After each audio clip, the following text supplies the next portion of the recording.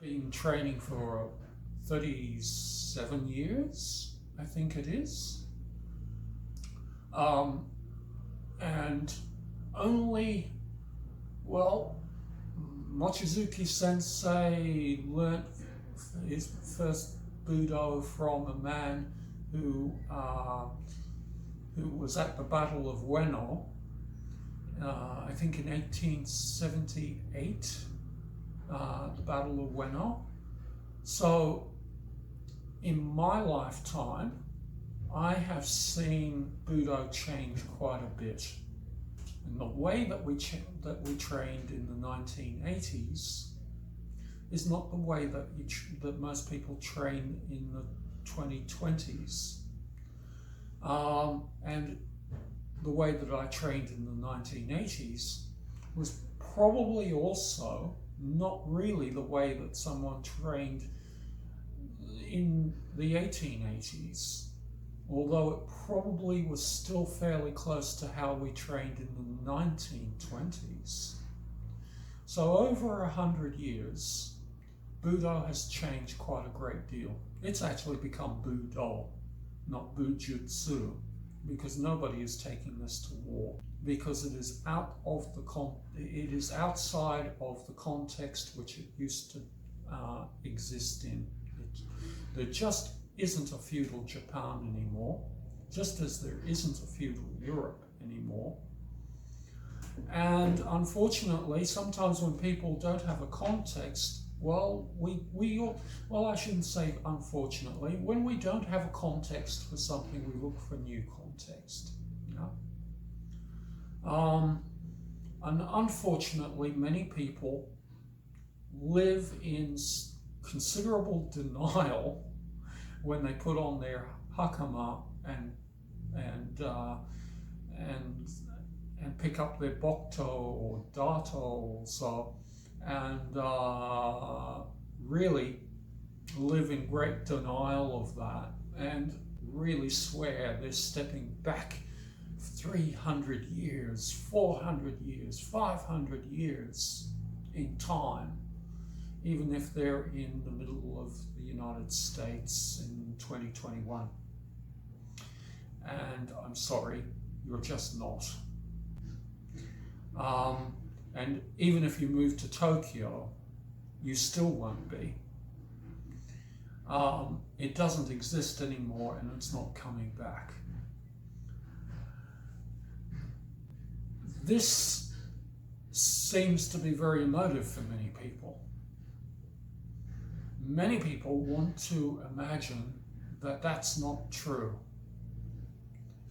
And so the politics of dojos has become extremely important to them. My dojo is better than that dojo. We are the one line. I remember a teacher in Tokyo, a particular teacher in Tokyo, telling me that in his Ruha, he was the only one of 3 teachers who was actually authentic, and the other 2 teachers who held other groups around Japan were to be avoided at all cost, and they were definitely not the authentic tradition, and he was the only one who was, etc. And those people who trained in those other dojos were crazy. Literally, that's what was said to me, that those people were crazy. I've come across that many, many times in my 37 years in Kobudo. I thought when I entered Kobudo that I was leaving that behind, because that sort of thing is kind of quite prevalent in karate. Our dojo is better than your dojo. Those people don't know how to do it. We do. We're the ones, etc. I thought that this was quite, this was only something that karate people did. Well, no. It's pretty much throughout every martial art. I don't know of any, I can't think of any one martial art that I've ever heard of that didn't have people doing that. But in particular, in Japanese martial arts, it can be very, very particularly prevalent. Why? Because of loss of context. When you don't have, when you feel that you've lost your context, you search for another context, search for another reason for being. And for many people, their reason for being is territorial, it's tribal. Many people are going along to dojos today in martial arts to belong to something, and human beings do that. Unfortunately, in the process, human beings, when they do that, often hurt what they're trying to do. They actually, we have the expression in English, killing something with love. Yeah? Killing something with love. My view is that there's really only one context that's legitimate for Kobudo today. I can accept people who want to do it for hobby reasons and historical reasons, but I think really there's only one real context for doing this today, and that is as Zen training, as a vehicle for Zen training. Then it really has a living life. Anything else, to my point of view, is that Kobujutsu practiced today in the 21st century with some sort of fantasy idea that you're actually ever going to go back to war with this is a fantasy, and that's actually really crazy. And I don't care what your lineage is and how legitimate you think you are, and whose teacher you're from, etc. If you think you're ever going to go back to war in a feudal way with this, you're crazy. You're deluded. We would be deluding ourselves, deeply deluding ourselves. So, in my view, unless you want to do the toxic, very, very toxic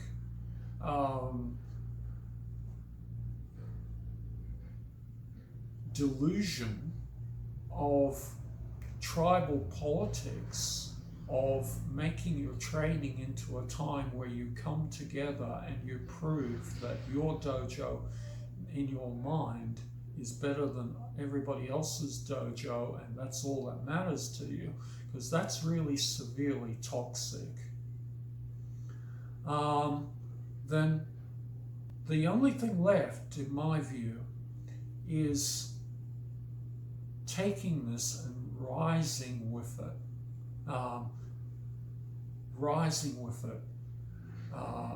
Clarifying yourself through the training, using the training as a method, a vehicle of clarifying yourself as a person, of refining yourself as a person. This is what we call Musha Shugyo, or Shugyo, to refine yourself as a person. In my view, that's really the only reason for Budo to exist. Unless, and this is also legitimate, unless you're going to out and out say, look, we all get together because we're interested in the history and we like keeping the history alive. Well, then you're doing, but then is that Budo? Is that Kobujutsu? Or is that historical study? I think it's historical study. I'm not sure that it's actually Buddha, any more than dancing would be. And, you know, nothing wrong with dancing. So all this brings us back to Tenshin Ryu. And you start to begin to see what many people have a problem with it.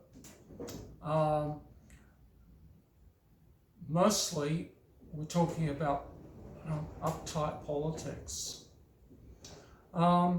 Yes, there have been a couple of things which probably stepped on people's toes, especially people without a sense of humour. There is an infamous video by somebody connected with them of a guy wearing a maid outfit, a maid uniform, doing yai, and this, this did not. This did not strike the sense of humour of some people. And you can see why, because basically, look,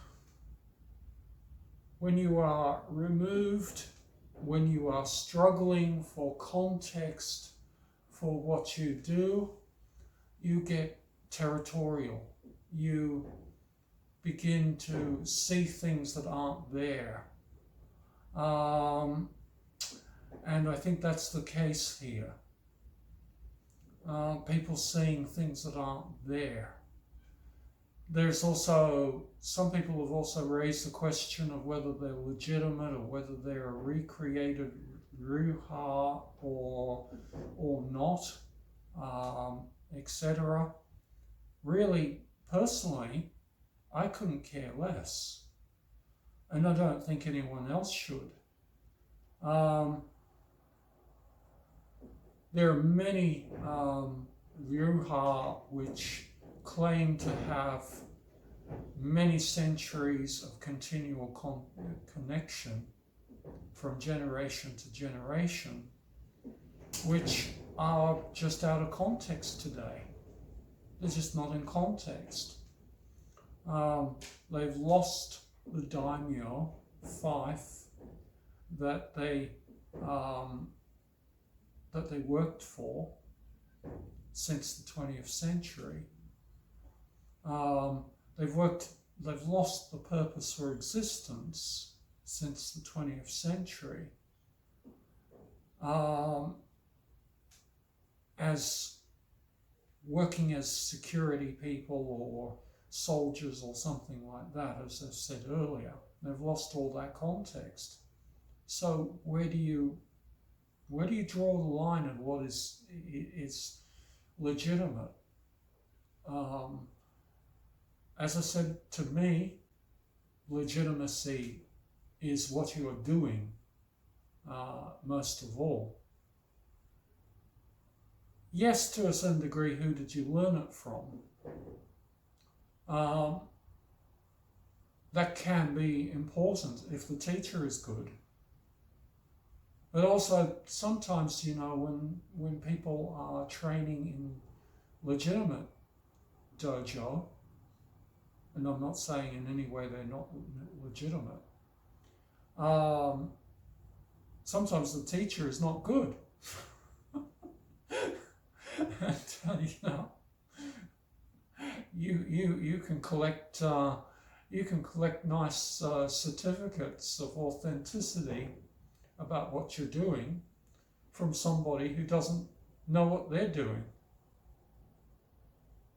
So, it's an empty argument. It's an empty argument. It's what do you do? How are you? There are some things my teacher did that I would not do.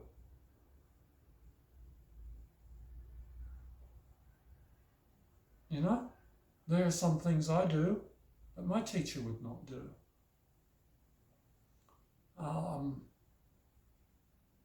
Who's right? I think it's very much about the context. Very much about the context here.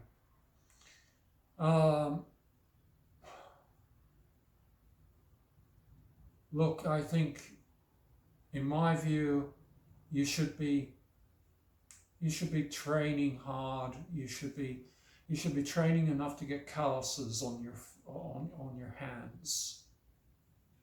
You know, you should be training enough to understand what it is that you're doing. And not everybody understands what they're doing, even if they spend 20 years in someone's dojo, unfortunately. If there is not a culture of understanding what it is that they're doing. There are some people who make big claims and have good lineage and so forth. But, would they actually be able to do what our ancestors could do? Would they actually be able to fight? No. Many of them wouldn't. Nor would they want to, and nor do they have to. So, we need to, you need to be very careful of the sort of claims that you're making, about what you're doing, and why you're making those claims, etc.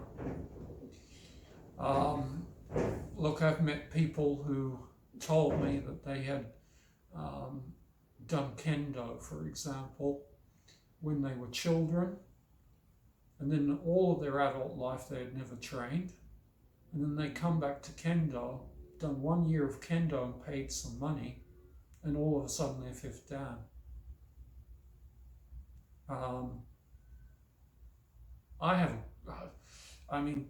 That makes my temples throb.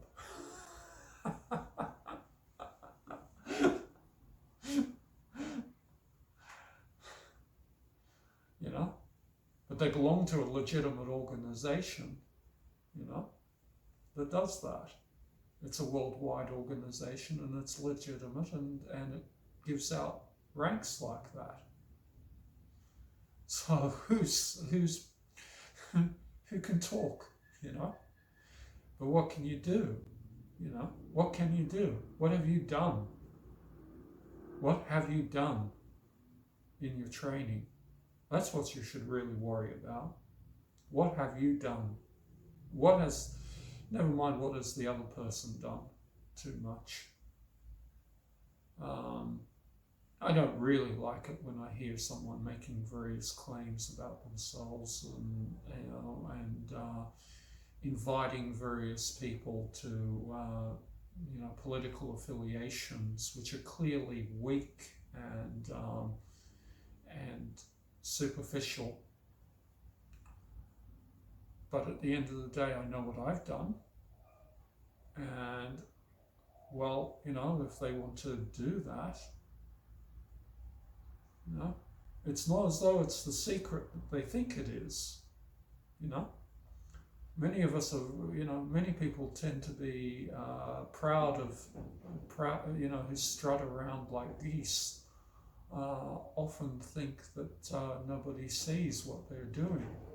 On the other hand, I hope that you will refine yourself. I hope you will use training as shugyo instead. That's much better.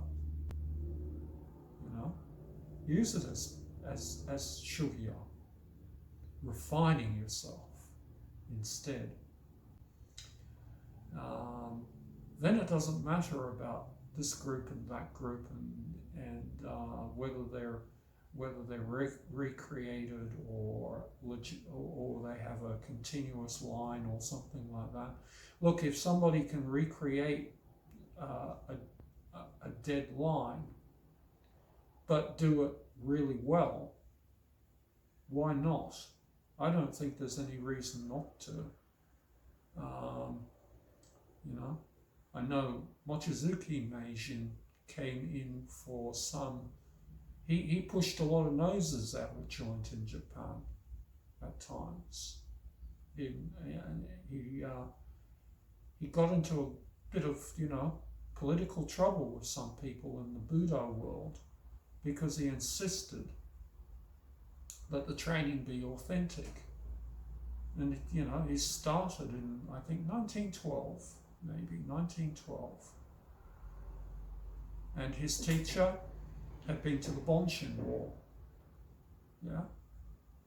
So he knew something about what is legitimate and what is not, in terms of what is real training and what is not real training, etc. He had no time for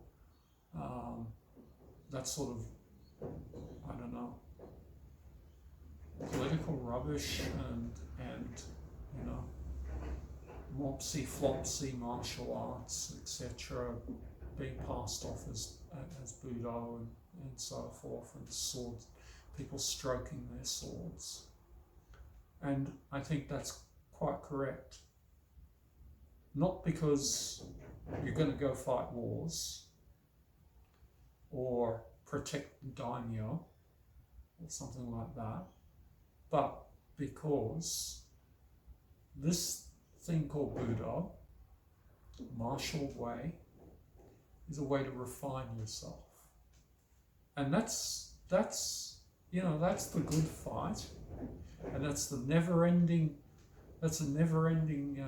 mission in your life. That's much, much better than worrying about whose paper is a true paper, whose certificate is a true certificate, and all of that sort of stuff. Or, and yeah, it's much, much better than that.